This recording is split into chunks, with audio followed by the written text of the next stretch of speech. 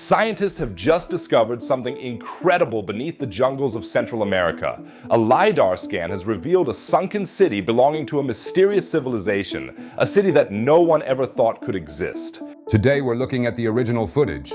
It's going to be super exciting, and we're jumping right in.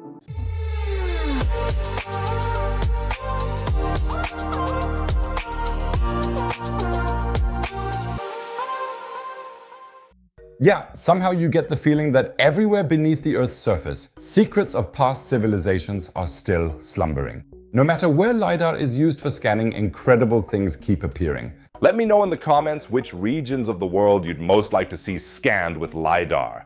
The Sahara, Antarctica? Where else might exciting secrets be hiding? I'm curious to hear your thoughts, and if the mysteries of human history fascinate you as much as they do me, why not subscribe to the channel right now? It doesn't cost a thing, and you'll always get a notification whenever something exciting is discovered. And if you've already subscribed, a thumbs up would really help the video.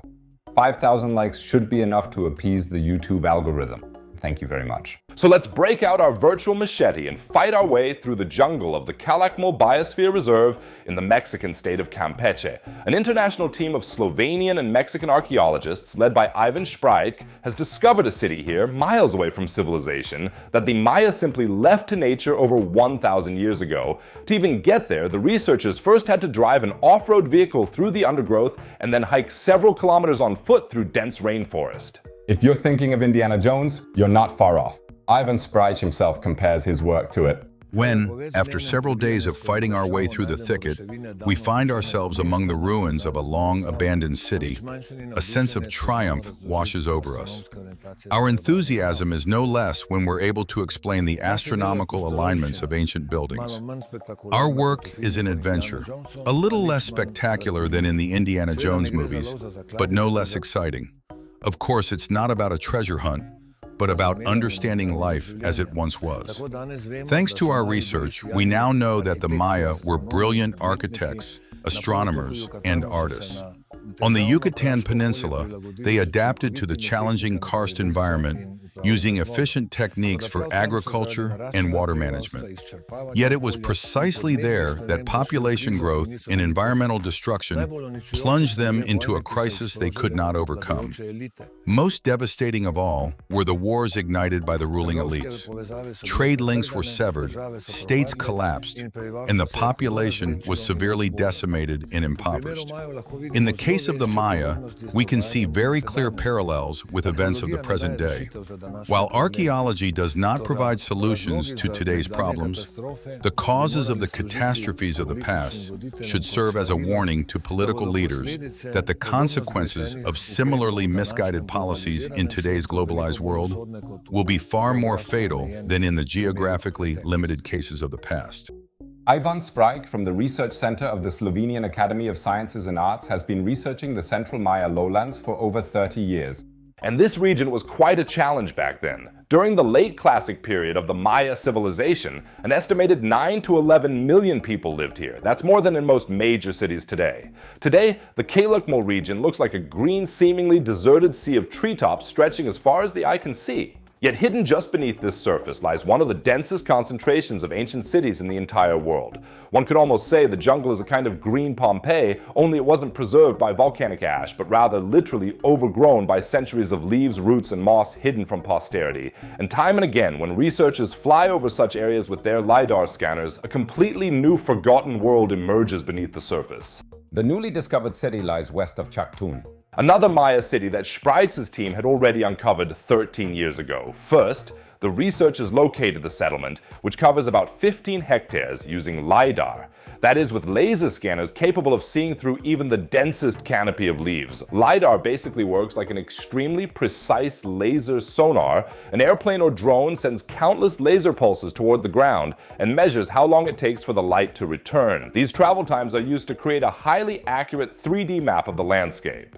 And because some of the laser beams reach the ground through small gaps in the canopy, the vegetation can be digitally filtered out. Suddenly, structures become visible beneath the jungle that would never be discernible to the naked eye: terraces, roads, platforms, pyramids, or ancient city layouts.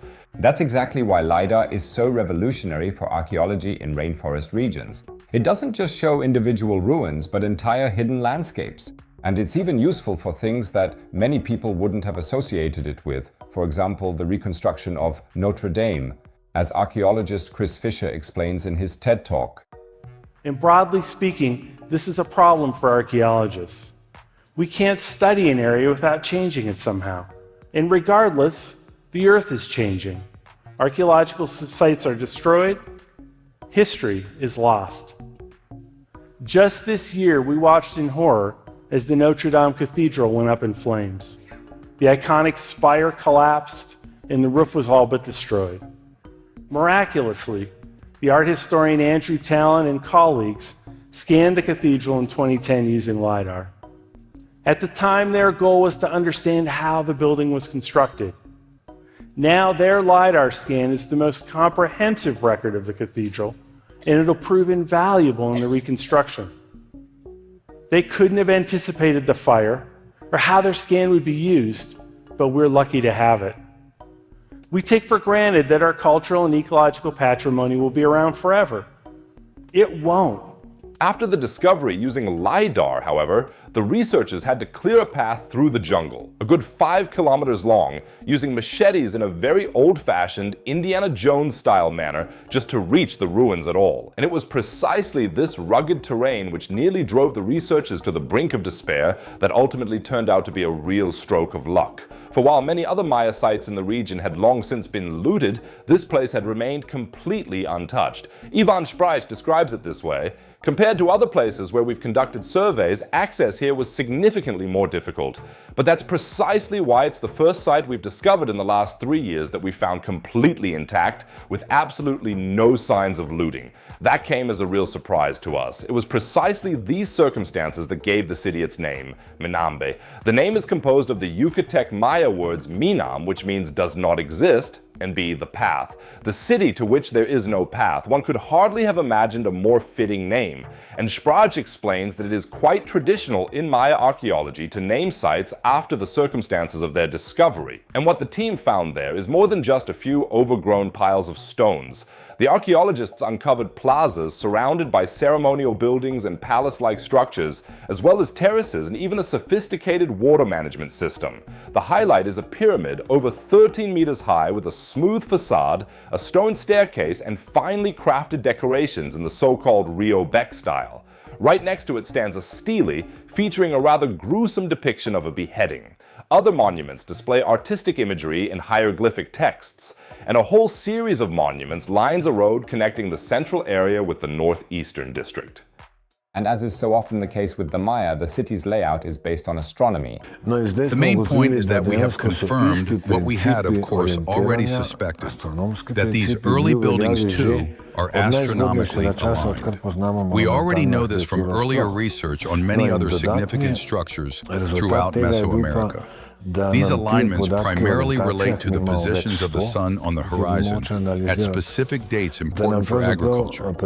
Some alignments also relate to the extreme positions of Venus and the Moon. We have now determined that exactly the same astronomical principles of alignment have been in use since the very earliest times, since the dawn of monumental architecture itself. Another important finding from this data, we were able to analyze over 400 alignments, is that it provides us with the earliest evidence for the existence of a formal calendar, which we otherwise only know from later periods. This is particularly true of the unique Mesoamerican 260-day cycle. Until now, the earliest written epigraphic evidence for it dated to the 3rd century BC. Now we have been able to push the date of the use of this cycle back by nearly 1,000 years. The researchers photographed the sites thousands of times and used them to build digital 3D models of the stelae and altars, as many of the limestone surfaces have eroded significantly over the centuries. Nevertheless, with the help of specialized image processing software, epigraphist Octavio Esparza Olgin was able to decipher crucial details, including a date on the decapitation stele corresponding to the year 848 CE. And this detail is more significant than it sounds. This is a key piece of evidence because we can assume that the entire group of monuments, or at least part of it, was erected during this period of the Terminal Classic, shortly before the site was abandoned in the 10th century AD, Olgan explains. But Minanbé has more to offer than just a single date. Traces of deliberate alterations were found among the altars that were unearthed. Particularly intriguing is Monument 6, a split altar, on the front of which a ruler is depicted wearing a feather headdress, necklaces, bracelets, and a breastplate with three-lobed elements. The sides of the monument are completely covered with hieroglyphic texts, and it was precisely there that the researchers found a so-called long count date, which presumably refers to the late 7th century. If this is confirmed, Minanbé would be one of the oldest known Maya settlements in the entire region, significantly older than the first stone tablet initially suggested. Discovering such an old settlement, yes, is an archaeological sensation. For Sprague, Minanbé fits into a well-known regional pattern overall, into an agriculturally oriented settlement that experienced its heyday during the late Classic period, organized along a hierarchy closely linked to the production and distribution of agricultural surpluses. Later, a group may have migrated from the northern part of the Yucatan Peninsula and fundamentally altered the power dynamics and the character of the city. No further excavations are currently planned at the site, which makes this snapshot all the more valuable, a completely undisturbed window into a 1,000-year-old world in the middle of the green wilderness of Campeche. So after all that, I've been wondering if I should have become a Mayan researcher instead. Ivan Sprague's work sounds incredibly exciting, but there's apparently some desk work involved too. The plan now is for us to head back out to the field soon, and that will be a massive undertaking. And of course we're excited about that, because that's exactly what our work is, research. The work is never boring, but part of our work, of course, is the field, where we gather new data. The other part, which is equally important, and the two complement each other, is of course the office or desk work, where we have to process, analyze, and interpret this data. One part of the work cannot exist without the other. There's this popular perception that we just roam around in the field, but the field work alone doesn't amount to anything. You have to make something of it if, for example, we want to explain life in the past, and that's our job. I think this shows once again quite impressively how much we still don't know about our own human history. You'd think the world map had long since been surveyed down to the last detail, and then suddenly, right in the middle of the densest jungle, an entire city turns up, with pyramids, palaces, and streets, a city that, until recently, no one had any idea existed. Unbelievable, isn't it? And the crazy thing is, Minanbé is definitely not going to be the last discovery of its kind in this region. Sprague's team has already proven twice, with Chactun and now Minanbé, that plenty of history still awaits discovery beneath the green canopy of Calakmul. Who knows how many more pyramids, palaces, and stelae are currently slumbering peacefully, just waiting for some laser scanner to fly over them. Maybe the next city will get an even more fitting name, along the lines of "no one really wants to go here" or "please no tourists." In any case, I'll keep you updated on all further discoveries. So make sure to subscribe to the channel now to not miss a thing, and remember to give a thumbs up so we can hit 5,000 likes. Thanks guys! Yes, there was even more exciting stuff going on in the world of archaeology, and the craziest news is about Otzi, the famous glacier mummy from the Alps. Frozen in the ice for millennia, but now scientists have discovered something alive inside it, something that's actually still alive and thriving. And the craziest part is the scientists ate it. You can find out all about this wild story and see lots of exciting original footage of Otzi in the video shown in the top right corner. Be sure to check it out, it's really fascinating. In the bottom right corner, there's another topic about science and space. Otherwise, I'd say see you in the next video. Take care, everyone.